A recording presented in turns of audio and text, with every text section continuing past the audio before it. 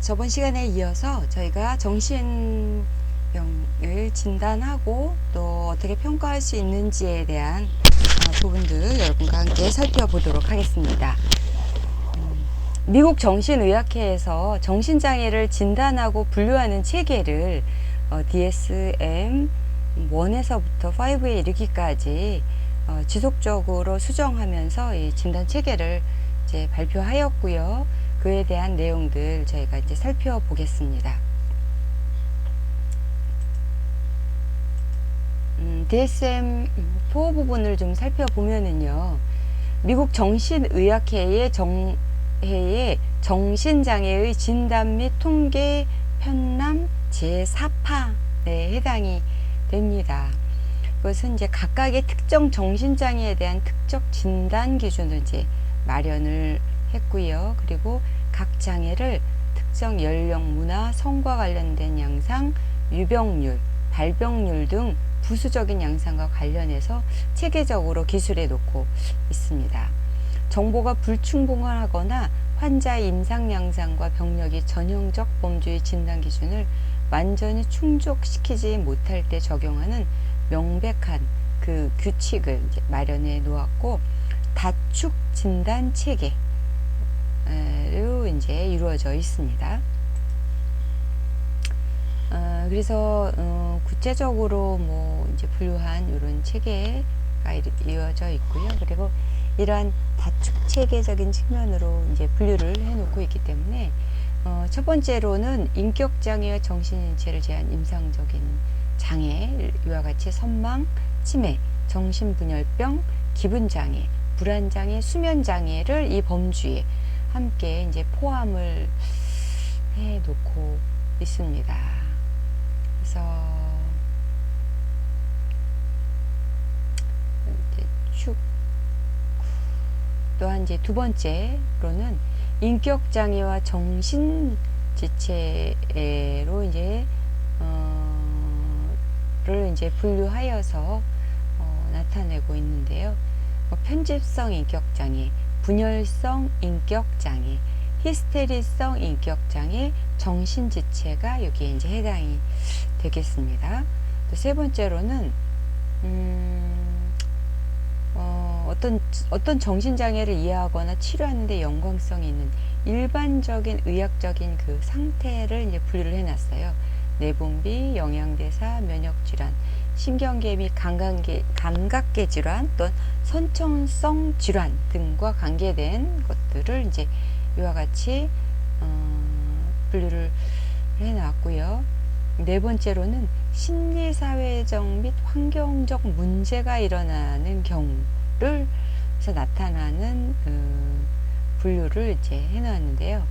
현재의 장애를 일으키거나 악화시키는데 현저하게 기여한 문제가 1차적인 지지 집단과의 문제인지, 교육적인 문제 또는 경제적인 문제인지를 이제 분류를 해서 이제 다루는 그 진단하는 이제 체계이고요. 그리고 이제 다섯 번째로는 전반적인 기능 평가를 이와 같이 이제 나눠 놓았습니다. 그래서 첫 번째 축 1의 이 장애는 보시는 것처럼 유아기, 소년기, 청소년기에 흔히 처음으로 진단되는 장애들이 있어요. 근데 이제 여기 중에서는 정신지체는 이제 제외시켰고요. 그 외에 선망, 치매, 기억상실장애 및 기타 인지장애가 이제 여기에 해당이 됩니다. 또한 일반적인 의학적인 상태로 인한 정신장애 또 축 1에 포함이 시켰고요. 물질 관련 장애, 정신분열병과 기타, 정신증적 장애, 기분장애, 불안장애, 신체적인 장애, 허위성 장애, 해리성 장애, 성적 장애, 섭식 장애, 수면 장애, 충동 조절 장애, 적응 장애, 이제 이런 것들이 이제 분류가 됐습니다. 그래서 여러분들께서 지금 이러한 그 진단명에 해당되는 이제 이것들을 진단명이 이제 해당이 될 수 있는 부분들입니다. 그래서 익숙하지는 않죠, 용어들이. 그래서 지금 이제 계속 반복해서 들으시면서 정신의학에서 진단하는 진단명들이 이렇게 나아갈 수 있겠구나라고 하는 그러한 공부를 이제 하시는 겁니다. 축 2에서는 정신지체와 인격장애가 여기에 해당이 됩니다. 정신지체도 경증이냐, 중증도냐, 중증이냐, 뭐 이렇게 나눠질 수 있겠고요. 인격장애는 편집성 인격장애, 분열성 인격장애, 분열형 인격장애, 반사회적 인격장애. 요즘에 여러분 많이 들어보시죠? 반사회적 인격장애, 경계성 인격장애, 히스테리성 인격장애, 자기애적 인격장애, 회피성 인격장애, 의존성 인격장애, 강박성 인격장애, 그 외에도 이런 인격장애를 보이고 있는 많은 형태가 있습니다. 또 일반 의학적인 상태에 의해서 이제 될 때는 혈액 및 조혈기관의 질환, 면역 질환, 내분기계 질환, 그다음 여러 가지 근골격계 질환, 이런 것들, 또 건강 상태 및 보건 서비스의 접촉에 영향을 미치는 원인들, 뭐 이런 것들 이제 분류를 해 놓았고요. 심리 사회적 및 환경적인 이제 문제를 봐서는 지지 집단의 문제인지, 사회적 환경과 관련된 문제인지, 교육적 문제에 의한 건지, 직업적 문제인지, 주거에 문제가 생겨서 있는 건지, 경제적 문제인지, 건강 서비스의 문제인지, 법적 체제와 범죄와의 문제인지, 뭐 기타 심리 사회적인 문제들로 인해서 나타나고 있는지에 대한 분류들을 이제 이렇게 이제 분류해 볼 수 있겠습니다.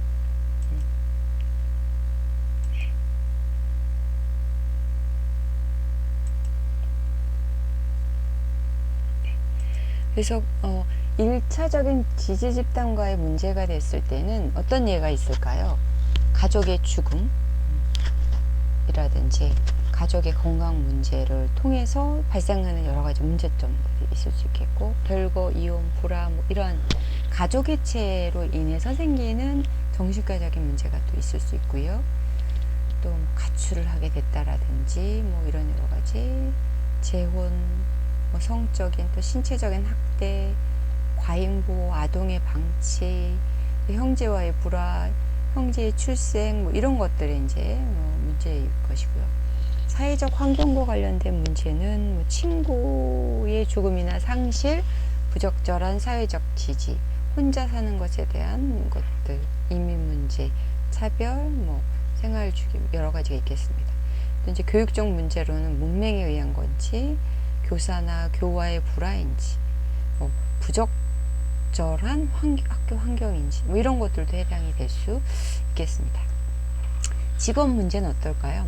실직이 가장 또 크겠죠. 직업 상실, 과로, 또 어려운 직업, 어려운 작업, 또 직장에서의 불만, 상사와 동료와의 불화, 뭐 이런 요소들이 이제 될 수가 있겠고요. 주거 문제는 집이 없어서 생기는 거, 부적절한 주거 환경, 또 이웃과의 부적절하지 않은 어떤 여러 가지 문제, 또 불화에 의한 것들, 이런 것들이 될 수가 있겠습니다. 경제적인 문제는 극심한 가난에 의한 것, 불충분한 수입, 불충분한 복지 지원, 이런 것들에 의한 것들이 될 수 있겠습니다. 건강 서비스의 문제는요, 여러 가지 서비스를 제대로 받지 못한다든지, 체계상의 여러 가지 얽힌 여러 가지 문제일 수도 있겠고요. 법적 체제와 범죄와의 문제는 구금, 투옥, 소송, 범죄의 희생이 된다라든지 하는 이런 여러 가지 것들이 될 수가 있겠습니다. 최근에도 이런 문제들 굉장히 이슈화되고 있는 것들 있죠.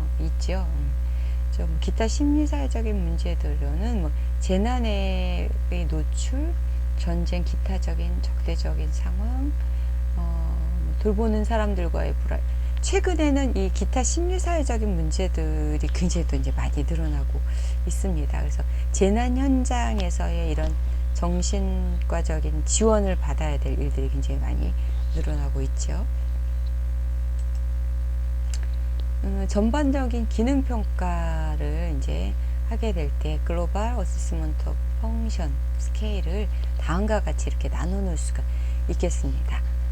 그래서 이제 90일에서 100이면은 전반적인 활동이 최우수 기능을 하고 있다 라고 이제 보여지는 것이고요.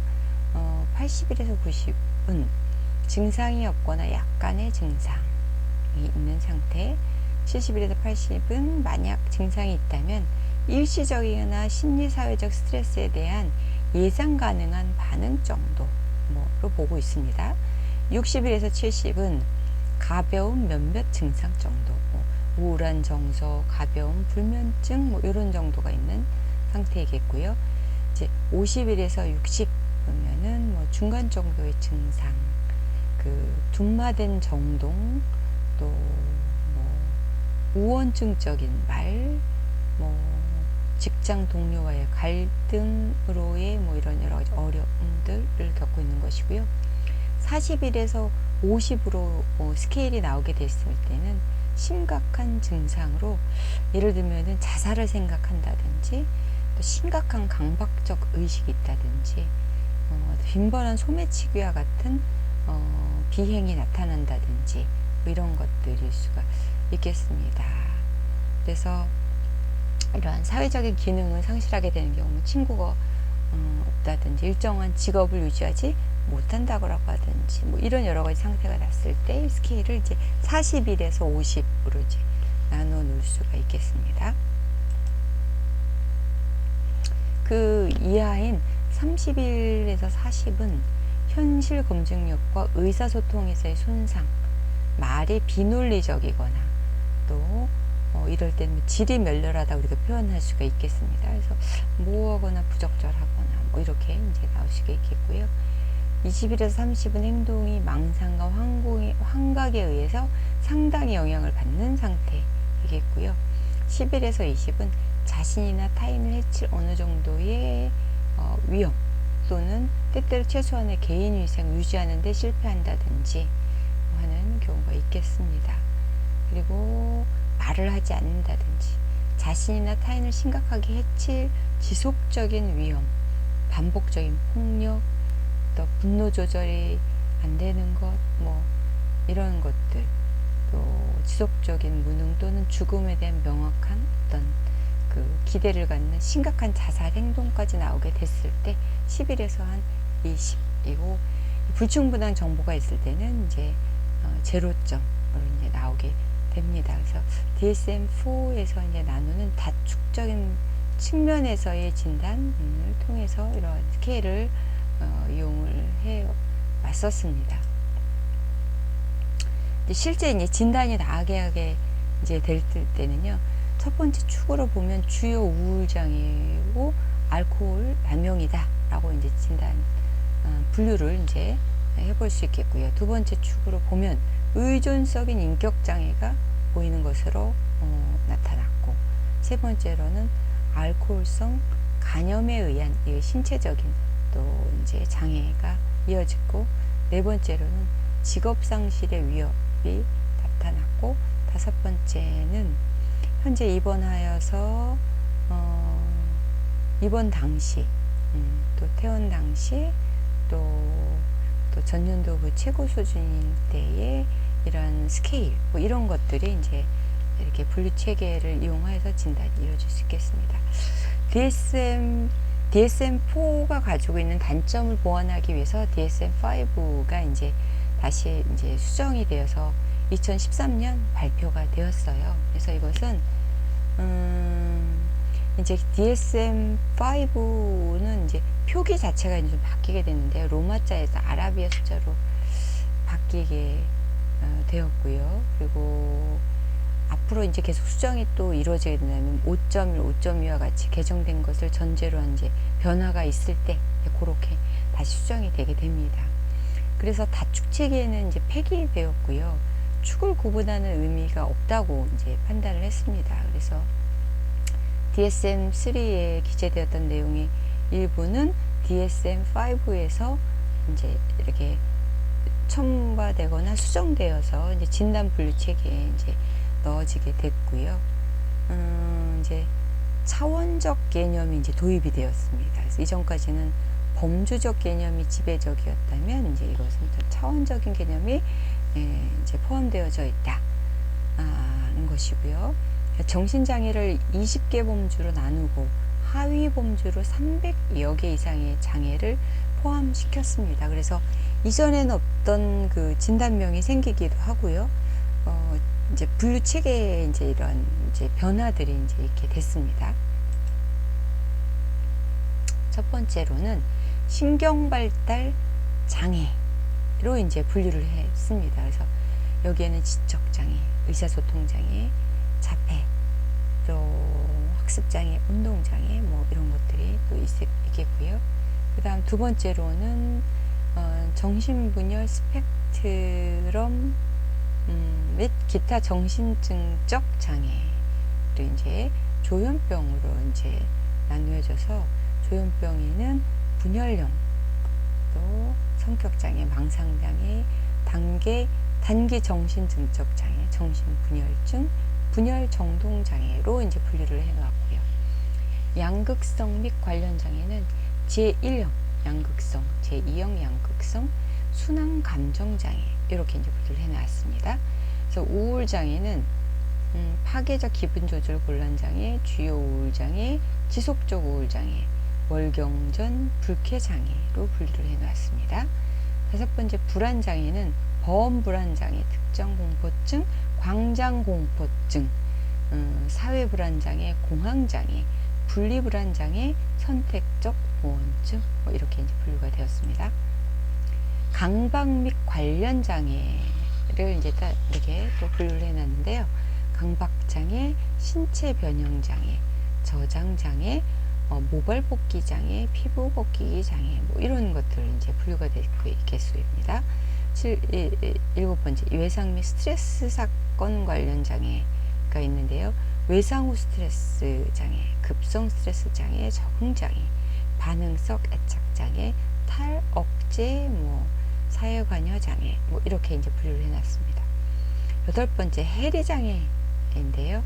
해리성 기억상실증, 해리성 뭐 이렇게 이제 2인증 비현실감 장애까지 해서 이제 해리 장애로 분류되었습니다.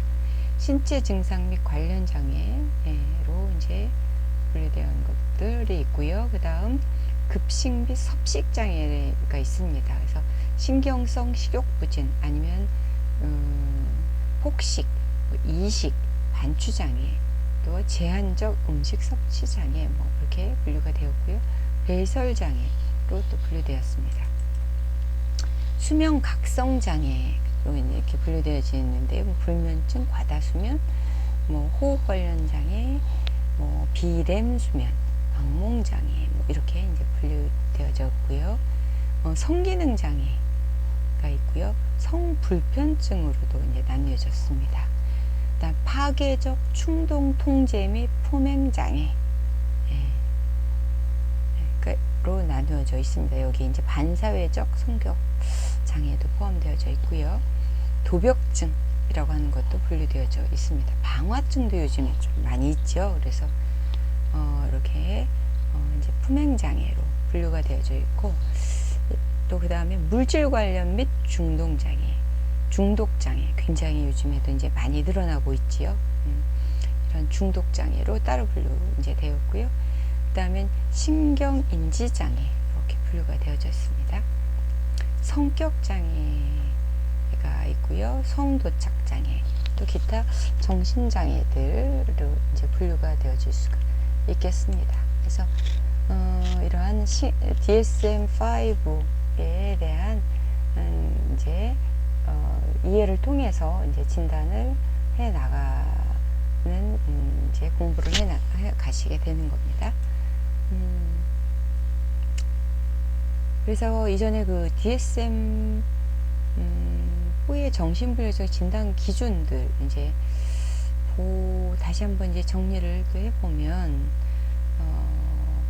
이게 그냥 다축적인 진단 체계 측면에서 한 부분을 이제 보고 이야기하는 것이 아니라 이제 망상, 환각, 와해된 언어, 뭐 음성장애, 뭐 이런 이제 증상들이 있을 때 이런 증상 가운데 2개 또는 그 이상의 증상이 있어야 하고 이것이 1개월 중 상당 기간 동안 존재해야 이런 이제 진단이 이제 나가게 됩니다.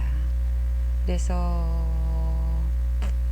그러나 이제 여기에서도 이제 주의할 점들이 또 있고요.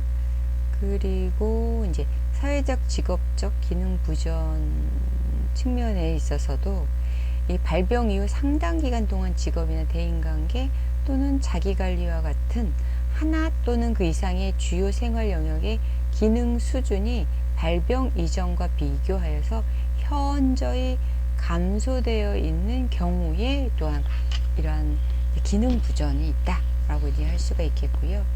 그리고 이 기간도 장애의 징후가 적어도 6개월 이상 지속되어져야 이제 이런 진단이 나아갈 수 있겠습니다. 그 외에 이제 분열 정동 장애와 기분 장애의 배제라든지 광범위성 발달 장애의 관계 뭐 이런 여러 가지 것들을 감안하여서 이제 진단 물체가 이제 되게 되겠고요. 이러한 진단이 나아가기까지 이제 영향을 주는 여러 가지 이제 요소들이 있습니다. 그래서 정신질환의 증상은 감각, 감정, 인지사고와의 관련된 것으로 지각, 생각, 반응하는 데 영향을 미친다라고 하는 이런 증상 경험의 그런 영향적인 측면들 우리가 이제 참고해야 될 많은 부분들이 있습니다. 이런 것들은 대개 이제 좀 것이 있다라고 하는 정도로만 이제 알아두시고요. 그래서 이제 정신재활을 해 나가는 데 있어서 증상의 이해를 통해서 정신장애가 갖는 이제 고도의 파괴적 본질을 이제 파악을 하는 것이 중요하고요. 정신재활 전문가는 환자가 직면하고 싸우고 있는 것이 무엇인가, 또 그들이 매일 다루는 것이 무엇인지 명확히 이해하면서 증상의 본질을 통해서 이제 환자를 이런 정신재활을 시켜 나가기 위해서 이제 어떤 무엇이 가장 또 필요한 것인지 이런 것들을 이제 통해서 점검해 나가야 합니다. 그 외에도 이제 정신재활 전문가는 환자의 건강한 측면, 또 관심사, 감정은 어떤지 이런 것들을 이제 이런 진단하는 과정을 통해서 주의 깊게 보고 이런 것들을 정신재활과 잘 연결을 하는 것이 중요하겠습니다. 그래서 이러한 치료를 이제 해 나가는 데 있어서 이제 약물 치료, 진단이 나오고 그것에 대해서 이제 약물 치료가 이제 이어지게 되는데요. 그 치료하는 과정에 있어서 우리가 어떤 약물이 어떻게 쓰이고 있는지는 이제 치료 파트에 있어서 조금 더 다뤄보도록 하겠습니다. 그래서 이런 항정신병 약물에 대한 우리 이해도 굉장히 필요합니다. 그래서 이제 전용 약물로는 대부분 뇌내의 도파민의 활성을 억제하는 약물이겠고요. 비전염 약물은 도파민뿐만 아니라 세로토닌에 작용하는 약물들에 해당되는 것이다 라고 하는 것. 약에 대해서는 이제 다음 또 강의 시간에 여러분과 함께 또 살펴보도록 하겠습니다. 그래서 약물 치료로는 항정신병 이제 약물들이 있고 이것을 통해서 이제 부작용이 또 이제 나타나게 이제 될 수가 있는데요. 이런 이제 진정작용에 이제 여러 가지 다양한 형태로 나타나게 되고요. 또 자율신경계의 균형이 좀 깨진다든지 해서 입이 마른다든지 시력이 떨어지고 소변이 장애가 오고 변비가 오는 뭐 이런 것들과 연결되어지게 될 수가 있습니다.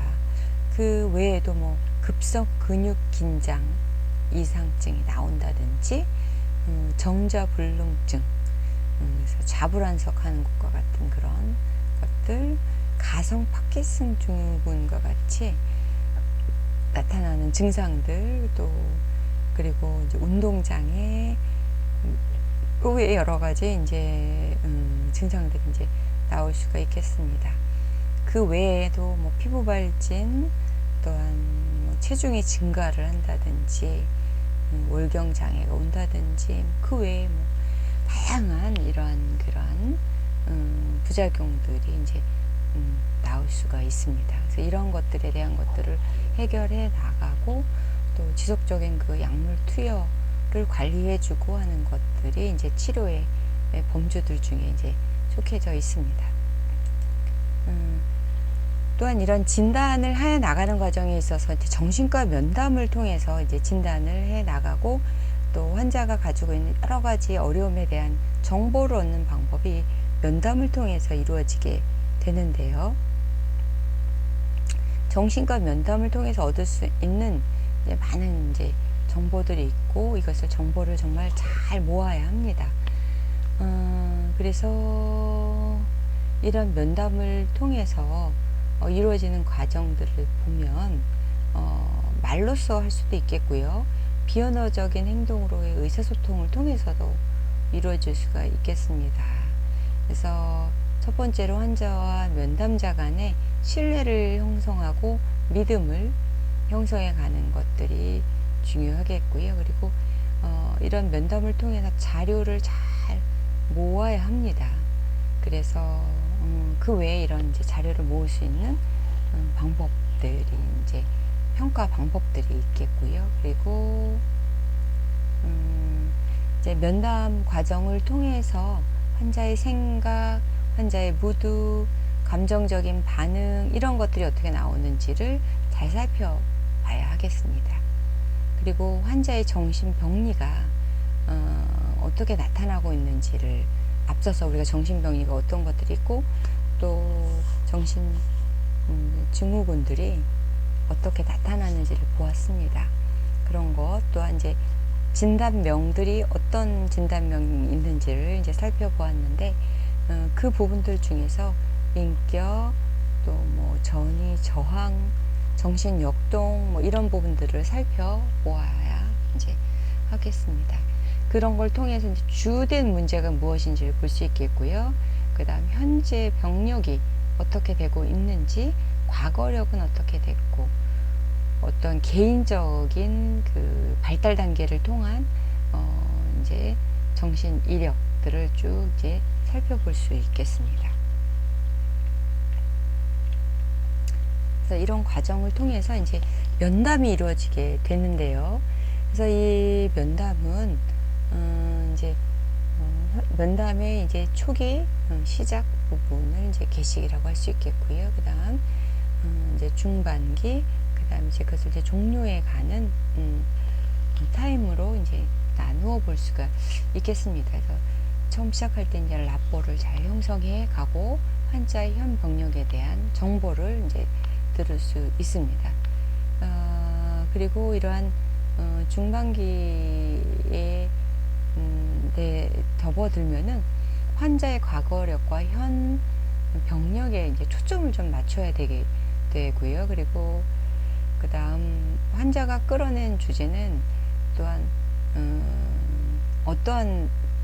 어떠한 의도와 또한 이제 어떠한 내용이 있는지에 대한 것들을 우리가 면담을 통해서 추적해 나아가야 하겠고요. 그리고 어떤 주제를 내뒀을 때 환자가 불편해 하는지, 불편해 할 때는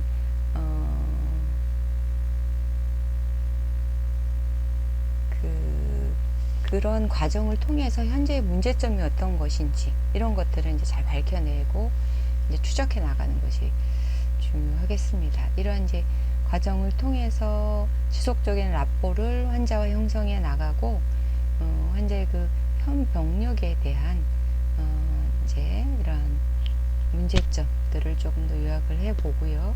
그리고 환자에게 임상적인 구조화와 치료 계획도 설명하고, 면담 중 혼란스러움으로부터 스스로의 마음을 정리할 기회를 주고, 환자가 이러한 질문 시에 용기를 북돋아 줄 수 있는 이러한 마무리가 필요합니다. 그렇게 하기 위해서는 우리가 이런 면담 과정을 통해서 환자의 병력과 어려움을 듣고 그것에 주된 것을 이제 찾아가야겠고요. 그리고 유발 인자는 무엇인지, 사업인지, 연애의 실패인지, 뭐 이런 것들, 내부 인자는 무엇인지, 이런 것들을 살펴볼 수가 있겠습니다. 어릴 때 부모 형제의 관계일 수도 있고요.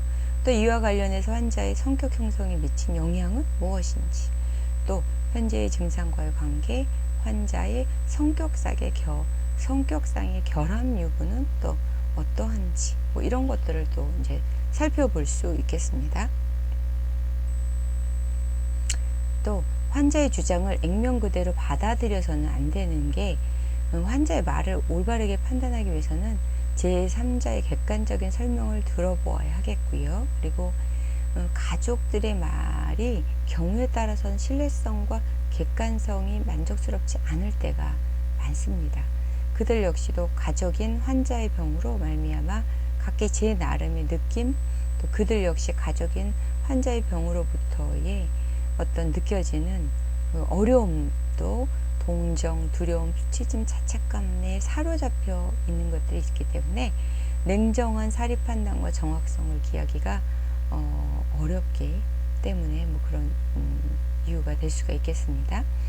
또 환자와 정보 제공자를 따로 면담하는 것이 이제 원칙입니다. 그래서 가족이 환자와 동석하기를 원하는 수가 많은데, 이때에는 환자의 이야기를 먼저 듣고 또 가족이 중간에 가로채는 일이 없도록 이렇게 조절해 주는 것이 필요하겠습니다. 이러한 첫 번째 이제 만남을 해 나갈 때에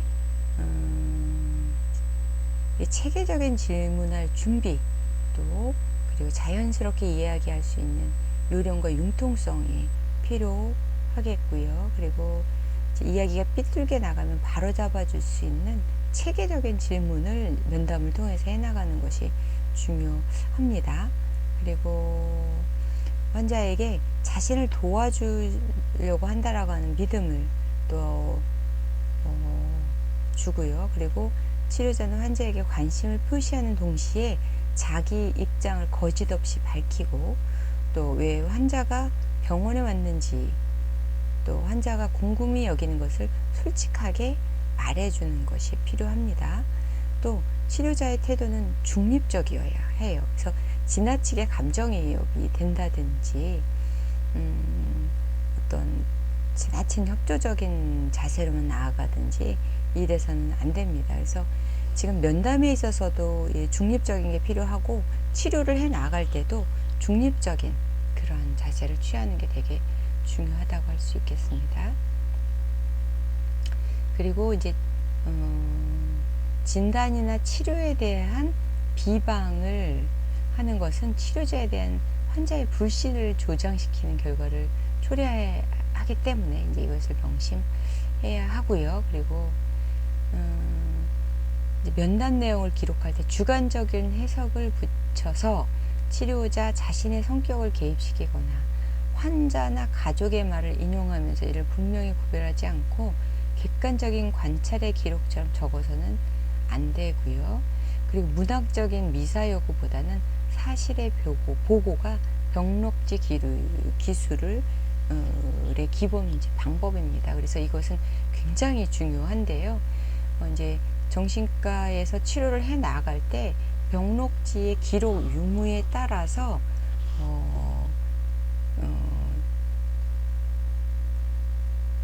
사건이 발생하게 됐을 때 그것이 굉장한 근거 자료가 되고 있습니다. 그래서 정신과 병동에서의 병록지 기록은 굉장히 중요한 부분입니다. 그래서 이런 것들에 대한 훈련이 이제 따로 필요합니다.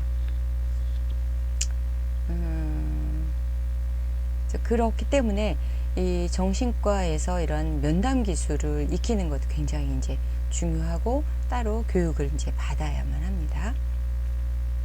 그래서 이렇게 면담이라고 하는 것이 면담의 기술이 필요하고, 그리고 그것을 진행해 나가는 데 있어서 굉장히 중요한 요소가 있다라고 하는 것 여러분 기억하시기 바랍니다. 그래서 공통적인 면담 기법으로는 이제 치료한 관계, 곧 라뽀라고 합니다.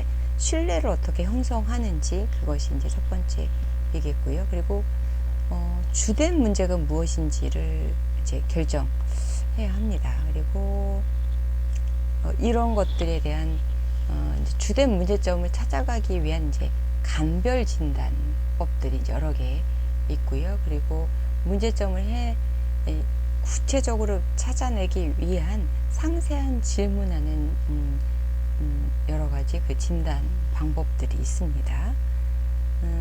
그리고 애매한 말에 대해서는 그 진위를 반드시 명확히 짚고 넘어갈 필요성이 있겠고요. 환자의 그 사고 전후를 관찰할 수 있도록 환자로 하여금 환자 스스로가 자유롭게 자신의 이야기를 하도록 해 나가는 것이 중요하고요. 질문을 해 나갈 때도 개방성 질문이 있는가 하면 폐쇄성 질문이 있습니다. 이것을 운영을 해야 하고, 그리고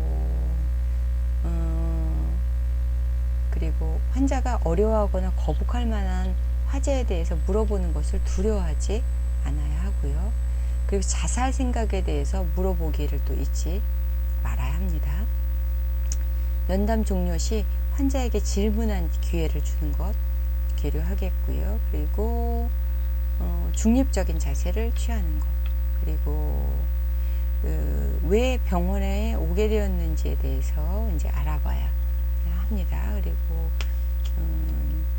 그 환자의 그 의사, 이제 치료받고자 하는 그 의사, 이런 동기, 뭐 이런 것들도 이제 굉장히 중요하고요. 가족과 함께 동석할 경우에는 환자의 얘기를 먼저 듣는 것이 이제 좋습니다. 이러한 순서와 절차들이 이제 면담에서 이제 굉장히 중요합니다. 그 다음으로 우리가 진단을 해나가는 데서 또 중요한 부분이 심리평가하는 부분이에요. 그래서 이 심리평가를 목적은 임상적인 진단을 보다 명확하게 하기 위해서 중요하고요. 심리적인 증상과 문제의 정도와 심각도를 평가하는데 심리평가가 활용이 됩니다. 또 자아 능력, 또 자아 강도를 평가해야 됩니다. 그리고 인지 능력에 해당되는 주의력, 집중력, 기억력, 실행 기능, 이런 것들이 이제 인지 능력인데, 이런 것을 이제 평가할 수 있는 것이 심리 평가예요. 그 다음 지적 기능 수준도 평가하고요. 성격의 구조가 어떻게 되어 있는지, 그 특성은 어떤지를 평가를 합니다. 일단 적절한 치유 유형, 치유 전략, 기법을 이제 제시할 수 있겠고요. 치료적 관계로 유도하고 그의 그 대상자의 이제 문제 영역을 이제 인식할 수 있도록 또 이제 돕습니다. 치료적 반응을 예상하고 치료 효과를 이제 평가하는데도 이제 이러한 심리 평가가 다양하게 이제 활용이 되어지고 있습니다. 그렇기 때문에 정신의학에서 심리평가는 어떤지에 대한 대표적인 것들을 이제 여러분에게 오늘 소개해 드리고 설명해 드리도록 하겠습니다. 심리검사는 객관적인 검사, 투사적인 검사가 있어요. 그래서 이제 객관화된 이 구조화된 이 평가들은 굉장히 이제 검사할 때 간편하고요. 신뢰도나 타당도가 이제 높습니다. 그런데 이제 이러한 것들에 있어서 이제 문항 설문과 이런 방법으로 하기 때문에 이제 제한적인 부분들이 이제 많이 있게 되는 이제 단점이 있고요. 이제 그 다음으로는 이제 투사적인 검사 방법이 있어요. 대표적인 걸 로샤, 또 주제 통각 검사, 문장 완성 검사, 그림 검사, 이런 것들이 해당이 돼요. 여러분들이 이제 보셨으면은 이제 그림을 사람, 집, 나무 뭐 이런 것들을 그려보게 한다든지 뭐 하는 그런 검사 여러분 이제 많이 보셨지요. 그래서 이런 그림이라든지 글자를 쓰는 것, 이런 것들을 통해서 환자들의 그 심리를 이제 분석해내는 이런 검사법에 해당이 됩니다. 그런데 이런 것들은 검사의 신뢰도 또 타당도 이런 것들에 대한 것들이 상황적인 요인에 의해서 이제 변화될 수 있다라고 하는 그런 요소가 있기 때문에 타당도, 신뢰도 이런 부분에 있어서는 떨어진다라고도 이제 할 수가 있겠습니다. 그래서 이런 두 가지 이제 객관적인 검사 또한 이제 비구조화된 투사적 검사 이런 방법들이 심리 검사에서 쓰일 수가 있겠습니다. 그래서 이제 웩슬러 개인형 지능 검사가 있어요. 그래서 지능 검사를 하는 것인데요.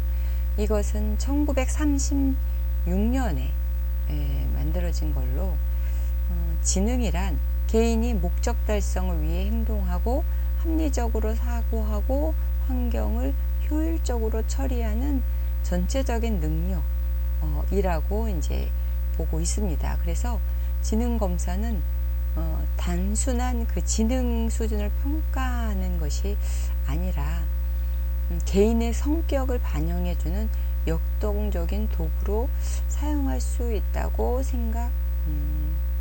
생각했다라고 이제 하여서 이제 이런 웩슬러 개인용 지능 검사를 심리 검사로 이제 활용하고 있습니다. 그래서 이것은 지능 검사의 종류들이 이제 뭐 여러 가지가 있는데요. 성인용이 있고요. 아동 청소년이 있고 유아동용으로 이제 이러한 검사들이 이제 나눠져 있습니다. 그래서 웩슬러 개인용 지능 검사의 이제 영역은 언어 이해도, 지각 추론, 또 작업에 대한 기여, 또 처리 속도를 보기 위한 여러 가지 이제 분류들이 있습니다. 그래서 여러분들이 보시면 실제적으로 이제 웩슬러 이제 지능 검사를 받아보신 분도 있으실 거예요. 그래서 이것이 지능이 분류를 하고 있지요. 그래서 뭐 69 이하, 70에서 79는 경계선으로 보고 있죠. 그래서 이제 평균은 110에서 119로 보고 있습니다. 평균 이런 이제 그 IQ의 분류에 따라서 이런 정상 범위에서 이제 떨어졌을 때 이제 우리가 이제 지능에 이제 문제가 있다라고 이제 분류를 하게 되죠. 그리고 그 다음으로 하는 것이 이제 인성검사입니다. 다면적 인성검사인데요. 이것을 굉장히 다양하게 요즘에서 이제 많이 사용을 하고 있습니다. 그래서 MMPI라고 합니다. 그래서 다면적 인성 검사는 자기보고식 다차원 성격 검사에 해당이 됩니다. 그래서 이 성격 역시도 혈액형 ABCD가 있듯이 이러한 분류되어지고 각각의 그 성격 유형에 따라서 반응하는 형태가 다르기 때문에 서로 이제 다른 성격을 우리가 받아들이는데 성격의 다름에 대한 이해를 하는데 이제 효과적으로 이제 활용이 되고죠 될 수가 있겠습니다. 이제 정신의학적인 측면에서는 정신병리를 이해하는데 또 정신병을 진단하는데 이제 활용되어지고 있다라고 할 수가 있겠습니다.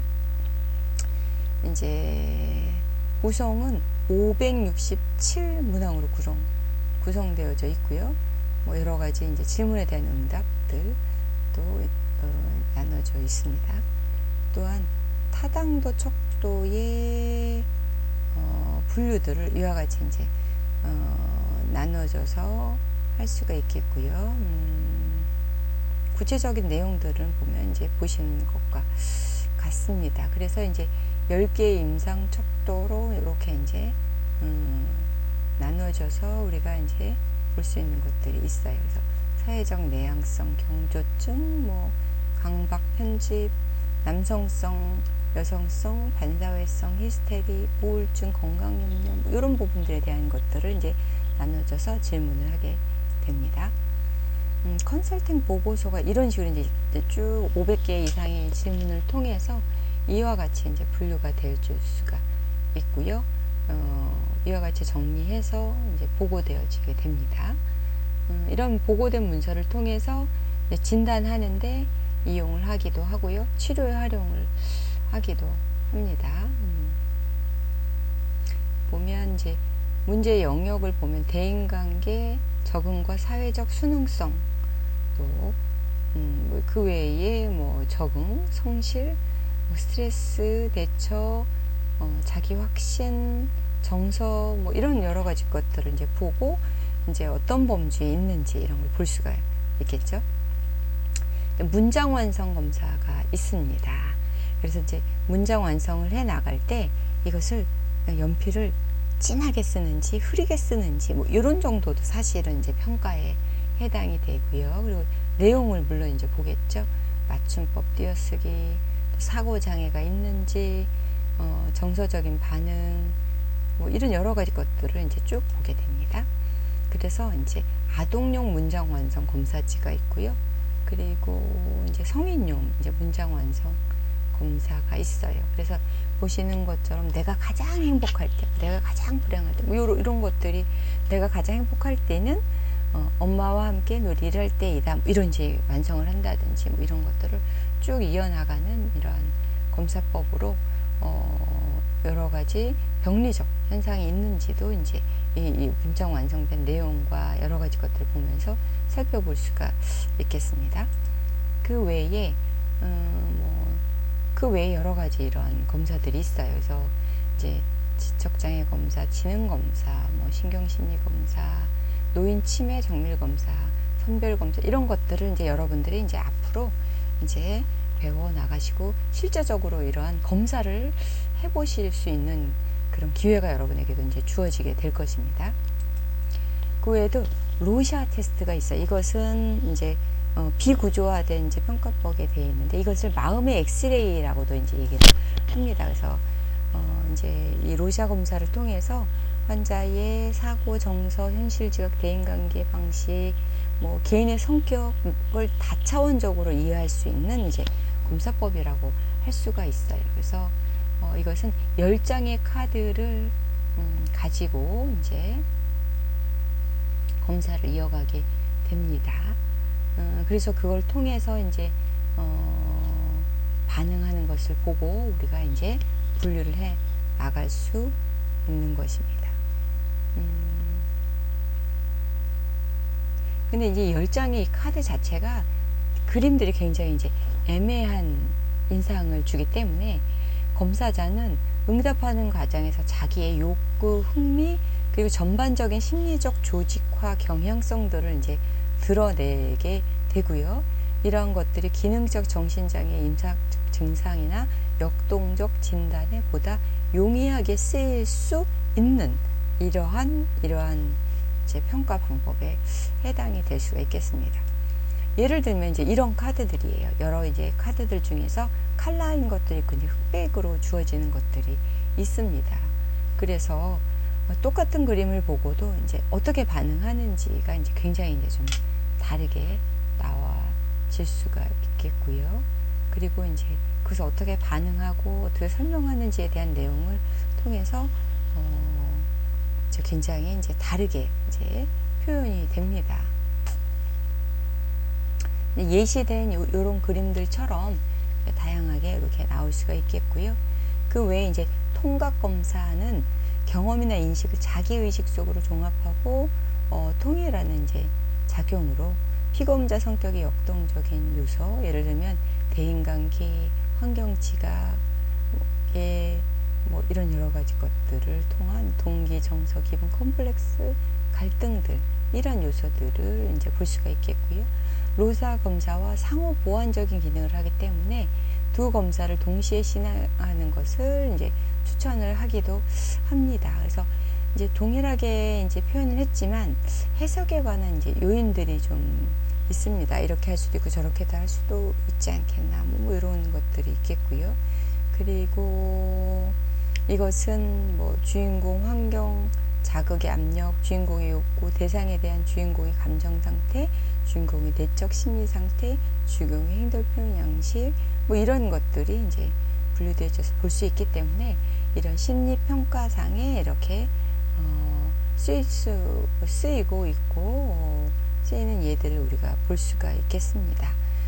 이런 심리 평가 전문 심리 정신과에는 임상 심리를 이제 전담하시는 이제 파트가 또 따로 있어서 이러한 좀 전문적으로 심리 평가를 의뢰를 하게 되고 그 내용을 바탕으로 해서 심리 이제 진단하는데 우리가 이제 활용하게 될 수가 있겠고요. 이러한 심리 평가는 굉장히 다양하게 이제 적용이 되어지고 있습니다. 그리고 또한 이러한 다양한 분야에서 적용이 되고 있고 최근에는 범죄 심리 쪽으로 또 이제 또 나누어져서 그쪽 부분으로 또 이제 전문화돼서 활동하시고 있는 분들도 여러분 이제 많이 볼 수가 있겠죠. 그래서 정신과 진단이 하나의 측면으로만 볼 수 있는 것이라 다양한 측면 또